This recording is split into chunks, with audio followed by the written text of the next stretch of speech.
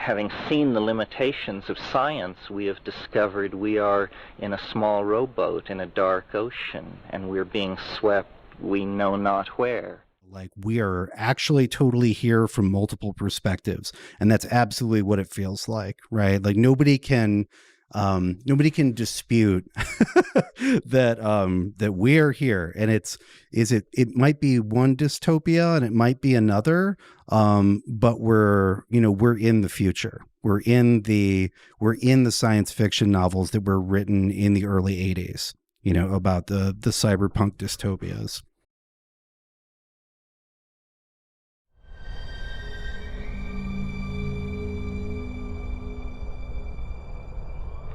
So that we are opening a dialogue at the end of history with this other form in the biosphere, which we are just beginning to cognize.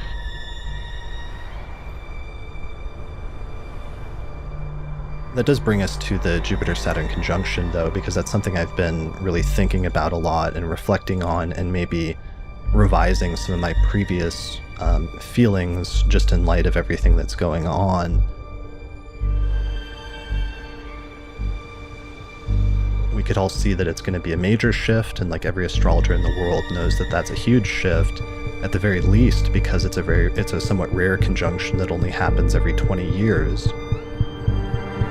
But then more significantly, it's also Jupiter and Saturn switching into a new triplicity, where they're going to start conjoining in air signs now for the next 200-something years, whereas they'd been conjoining in Earth signs for the past 200 years. So we can see it being a century-defining shift in that way as well. And while I still think there's many things to be optimistic about, I'm also a little bit more worried about that being a significant shift that doesn't necessarily have to be positive for everybody.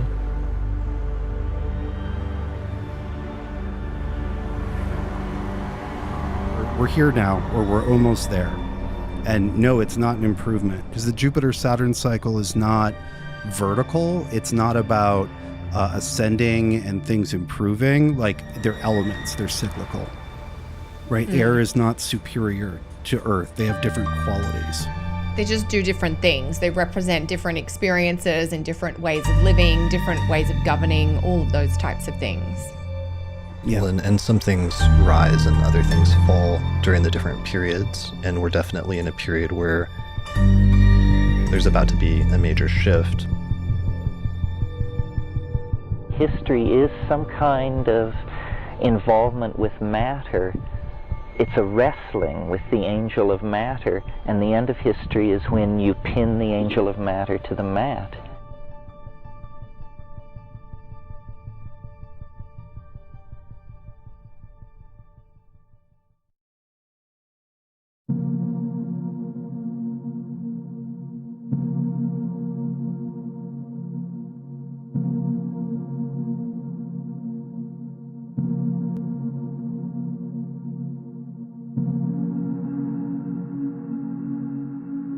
This holding back of reality is what Christian theologians call the fall, our strange alienation from nature that causes us to crowd into cities and mint money and put a price on everything.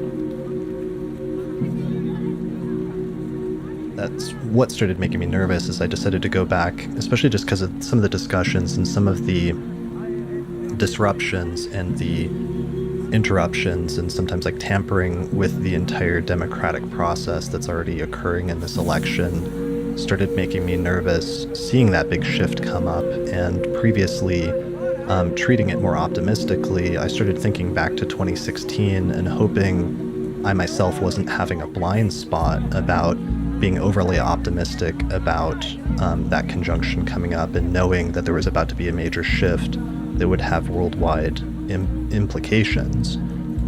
So one of the things I was doing was going back and looking at previous shifts and previous conjunctions, and one of the ones that started making me more nervous was seeing what happened around the time when the Roman Empire went from a democracy to something that was led by a specific emperor. It was basically when the age of the emperors began, And that happened, according to most historians, around 27 BCE, when Octavian became the ruler of Rome, basically, and the Senate granted him overarching power and gave him the title of Augustus. And the thing that I thought was kind of startling that I noticed about that is right around that time, in 26 BCE, there was also a Jupiter-Saturn conjunction that occurred in the opposite sign from the one we're going through now, at 2 degrees of Leo, and it was also closely conjunct a conjunction with Pluto, which was at the end of the previous cardinal sign in Cancer. So I thought that was a little weird, because that's almost like the exact, not opposite, it's a very similar thing that we're going through now with a triple conjunction of Jupiter, Saturn, and Pluto, just taking place in the opposite signs of Aquarius and Capricorn. One of the things that's been playing in my mind is the fact that it's such a large cycle that's changing. You know, we've got, loosely speaking, the end of a 20-year cycle and the end of the longer, you know, Jupiter-Saturn Earth elemental cycle, which is sort of 150 years plus. And it's been seeing how much tumultuous stuff's gone on this year, of course, combined with Saturn-Pluto. We do get Saturn-Pluto every 40 years, every 38 years, I think Saturn-Pluto make a conjunction, which is important, but to have a number like a 38-year cycle, a 20-year cycle, and a 150-year plus cycle all reset at the same time or in the same 12-month period, that to me is quite striking. And whichever way you're coming at it, there's a huge amount that is energetically, if you want to use that word, being recalibrated. And this is kind of a macro version of what we do with client transits.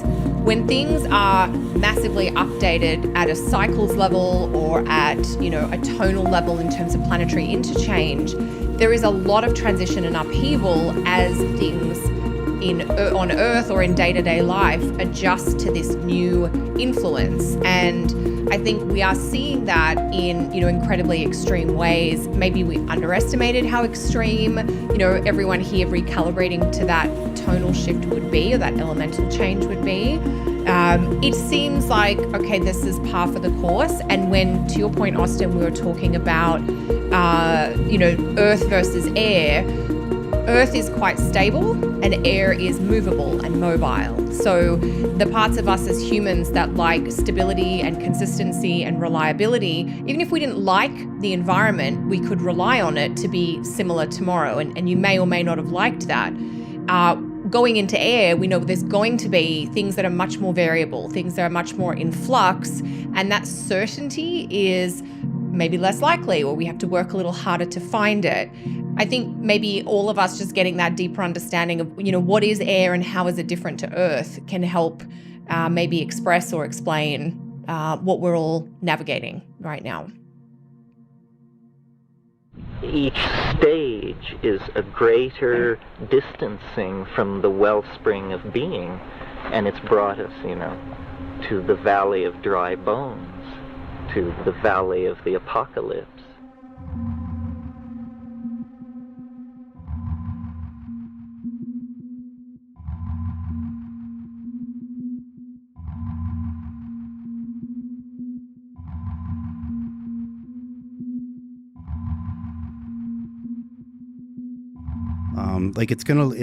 There's not one picture. I've been having all these various like dystopias competing in my head. You know, on one level we have like the dystopia of too much order, right? Which is the surveillance future. And then we have the dystopia of not enough order, where we have like the Mad Max future, right?